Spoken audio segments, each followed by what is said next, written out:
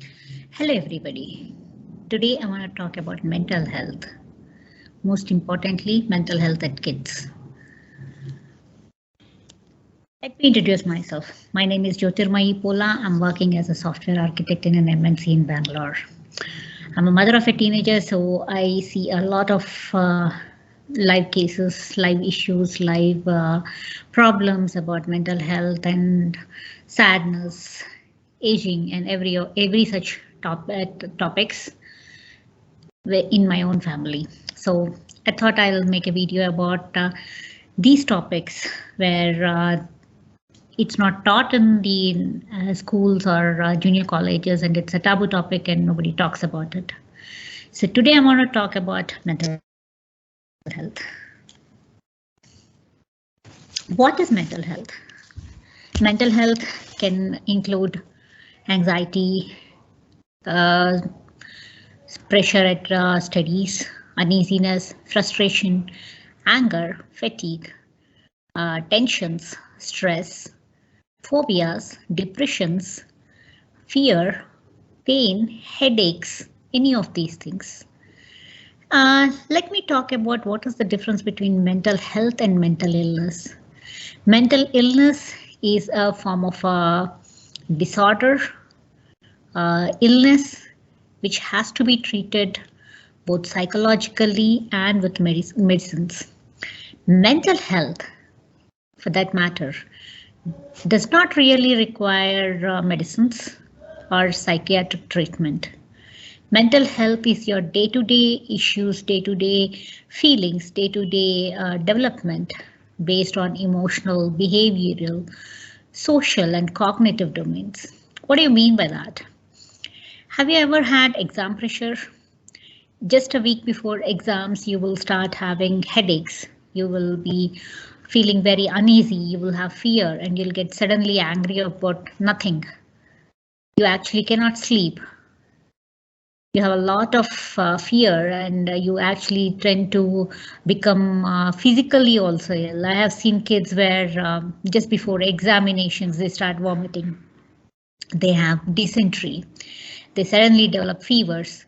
So mental health is not just about how you feel, it also affects your physical health as well. So mental health and physical health are not two different aspects. They're both in your own body and in your mind. They're both within you. So how do you treat about mental health? What do you do about mental health? Before going there, there's an interesting fact that was published in Economic Times. It says 7 Indians between the age of 15 to 24 years actually feel depressed, lack of interest in doing things, and that's a UNICEF report. Let's move on. So how do you realize that you are having a mental health issue or you are suffering due to poor mental health? Now, the first one is withdrawal from regular activities. Let's not call it as typical teenager stuff and just move on. Let's see how really you have withdrawal from regular activities. For example, you hang out with your friends on a normal day and you actually enjoy time with them. You like to laugh at every poor joke, every lame joke that everybody says in the group.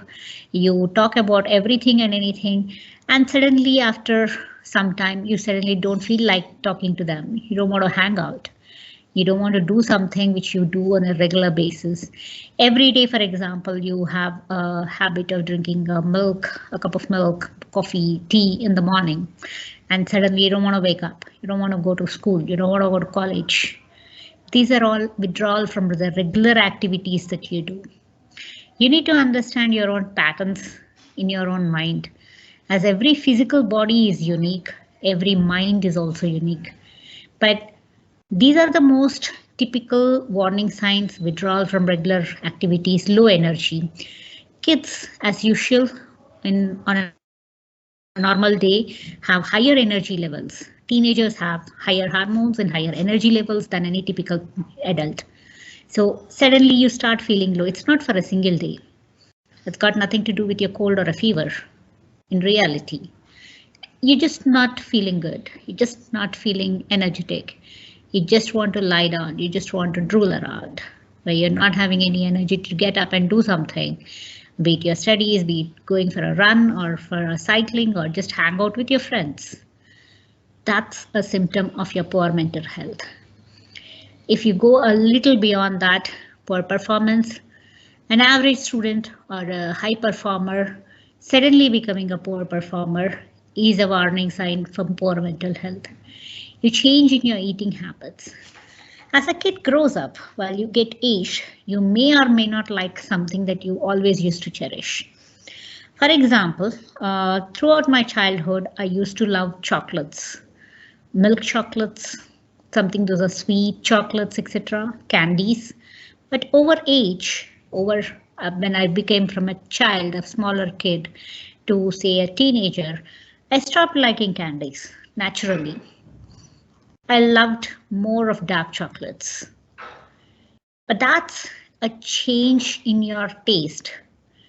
Change in eating habits is suddenly you don't feel like eating anything, or you suddenly gobble up everything.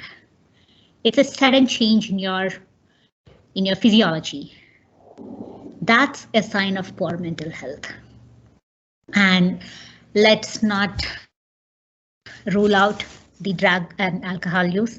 And I'm sure everybody agrees, whether they agree or not, alcohol and drug abuse are there even in teenagers and in every country. So let's not rule that out.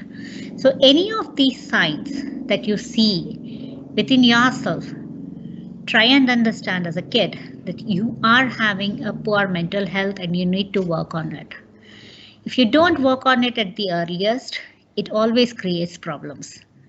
It's the same as a stitch in time actually saves 9. Whether it's a physical health or a mental health, if you don't fix things the earlier, then you will face some consequences later. You may become an angry person, you can become a frustrated person. Your performance at job or school or college or within your friends, everything lowers. So mental health is very important, and these are 5 top most warning signs that you need to look out for and understand that you have poor mental health and accept it. Like any other illness, acceptance is the first step. Now, how do you improve? Once you accept, you understand that you are having a mental health problem or you are having poor mental health and you need to move out of it. You need to become healthier. How do you do that? It's in kids, actually, even including teenagers and young adults, and most of these are even applicable to adults. You need to cultivate new interests. You need to cultivate hobbies. If you're not good at something, pick up something else that you're good at. None of us are created by God for doing things poorly. We are good at something. Understand what that good at something is and start doing it. Develop a new hobby. Spend your time in a more healthier way and in a more enjoyable, joyful, happy mode. Set aside some time for your own activities, for your own self. In a usual jargon, it's called me time. You can share your own feelings. I understand as a teenager and a kids or a young kids or a young adult, it is very difficult for you to talk about your problems to your parents because you feel there is an age gap. You also feel that my parents don't understand. So find that one somebody with whom you can actually talk to. It can be your aunt, it can be your grandmother, grandfather, it can be your friend who can hear you out. Anybody or anywhere where you feel safe. And talking to somebody does not mean you talk to strangers, somebody who can take advantage of you. So talk to somebody whom you trust within your families, within your close friends, but someone whom you trust, not just because you're easy with them or they are easygoing with you, but somebody who will not take advantage of your emotions. And you establish a self-care routine.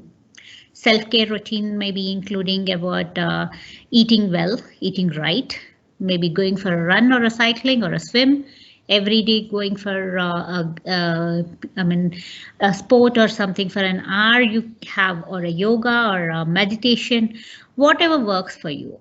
If it's reading a book that calms you down, read a book every day. If painting calms you down, do that. But you need to practice self-care. You need to have some kind of a discipline which was not there earlier. You need to bring that. I've seen in younger kids in many religions that prayer actually helps. See what works for you. Not everything works for everybody. We are all unique. But check out what works for you.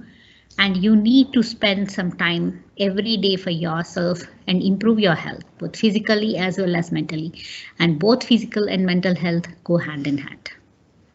Another way of actually, this is something that the psychologists actually advise. You can actually write a journal or a diary every day, how you feel. It's never about writing a diary about I woke up today at 7 a.m. in the morning and I brushed my teeth, and after that I had a cup of milk and I took a shower and went to school. That's not your journal. That's not your diary. A diary about mental health would be, I got angry when my mom added a spoon of more sugar into my cup of milk. I did not like it and I got angry. I got upset. So how many times are you getting angry in a day? How many times are you getting upset? How many times are you feeling happy? Did you get upset and frustrated on something which are very trivial? These are the journals. These are the items that you write in your journal or a diary. Go look at it, read it out for yourself and see where you're going wrong and correct that. That's about maintaining a journal and a diary. So these are the few ways where you can actually improve your mental health. And as a young kid, today I am as old as whatever I am, but I have been a kid, I have been a teenager. And in most families in India, at least, we don't have that kind of a system where you talk about mental health and somebody actually counsels you at home. That did not happen, and I had written my own diaries. I have improved a lot by using that. I have improved on my hobbies.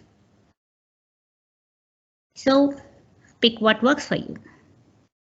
So another self-care template for kids or stress busters. You need to have supportive relationships. You need to eat good, sleep good. You need to have mindfulness practices. You will have a link in my comments with the mindfulness. Please go over that video and see if that helps you. Have some physical activity every day and ensure if it is going beyond your control and you think that you really need help, please approach your parents. Parents are the only people on earth who love you unconditionally. There may be an age gap, there may be a generation gap, but they are your go-to people. They'll never hurt you. Anybody else on earth that can take advantage of your emotional health, of your mental health, or of your poor mental health, but your parents will never do that. So they are your go-to persons always. Now I made this slide, though this is this is more applicable both to adults, young adults, and high school kids as well. So how do you do a self-care when you are having a mental health issue or a poor mental health, or you're feeling psychological or emotional issues? So it is divided, and this is actually after a lot of research and everything. It's not made by me, I have used it. So there are 6 ways to get back to your good mental health and physical health. One is physical. You need to see how to eat healthy, how to exercise, getting enough sleep, taking time off. For adults, maybe vacations, acupuncture, bubble baths, etc., etc. But otherwise, ensure you are spending a me time. The second one is psychological. You need to be first aware that there is a problem. You are having an issue, you are having poor health, and you need to start looking at how to improvise it. It can be self-reflection, self-health care, self-care, etc. Or you can go actually do something out of the place. As a kid, you may not be able to do, but as an adult, you probably can actually go for therapies, etc. But if you require therapies and you are at the stage of taking a therapy, you should talk to your parents and get one. But otherwise, practice. Practice meditation, practice ballet, painting, music, dance, whatever works for you. But your psychological health is extremely important, and you need to start learning how to relax yourself when you actually get into a emotional problem or an emotional state. Now coming to emotional. So it's about loving yourself first. You need to talk happy. You need to self-love yourself. You need to be able to forgive yourself. Forgiveness is an extremely important thing. Kindness and forgiveness and love is not always about showing it towards people around you or somewhere around the earth.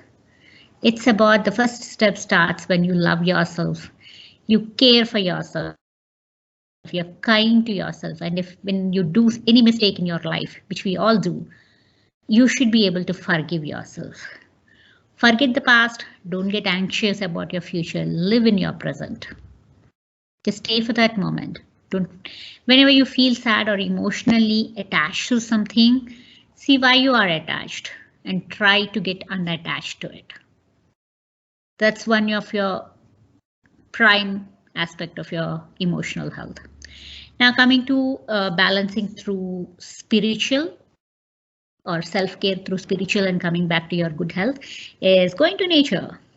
Find some prayer halls, churches, temples, whatever you do. You can practice yoga, you can sing, you can dance. You can play with younger kids in your families or around your neighborhood. Do something good for somebody. Volunteer for a good cause or help people in your families or elders near in your neighborhood or something. That uplifts your spiritual health. When your spiritual health is uplifted, your emotional or mental health also uplifts. Now, another way to do is self-care, is personal care, where you really figure out what you want in your life. While I was a teenager and beyond being a teenager, I didn't know what I need to do in my life. I used to just relax. I used to write. I used to read. I used to cook. See what are your long-term and short-term goals. Make a goal. Work towards it. Now coming back to professional, this is more for young adults and adults actually. See, set your boundaries. Don't work overtime and see what is it that you need and how much do you need to work. Work smarter. Work hard, but work smarter. Learn something new. Keep on upgrading your knowledge.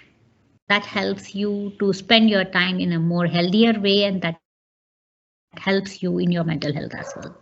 So these are the 6 ways where you can balance things and you can improvise your mental health through self-care. If none of these things work, please do understand that you need to take medical help and you need to take professional help.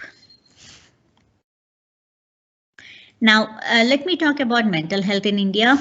So there are a lot of laws and there are a lot of rules and laws and acts that are already developed for mental health in India.